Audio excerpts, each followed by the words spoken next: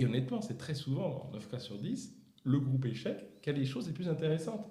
En stratégie, on utilise beaucoup la prospective agressive. On dit aux gens, projetez-vous dans 5 ans. Dans 5 ans, tel objectif stratégique de l'entreprise ou réussite d'un projet. Et on sépare les équipes en deux. Il y a un groupe, c'est dans 5 ans, ça réussit, vous avez atteint les objectifs. Donc, quels ont été les facteurs clés de succès si vous regardez 5 ans en arrière, dans le futur, hein, ce qui s'est passé. Et l'autre groupe, c'est le groupe échec.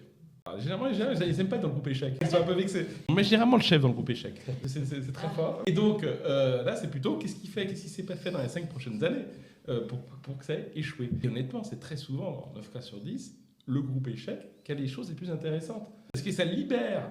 Déjà, ils se projettent dans l'avenir, c'est pas le plus court terme. Le côté échec, ils s'y attendent pas, ça c'est pas dans les mœurs des entreprises, donc ça libère l'imagination.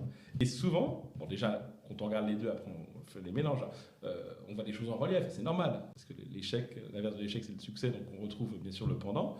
Et souvent, il y a plus de créativité, on va un peu plus loin dans le groupe échec.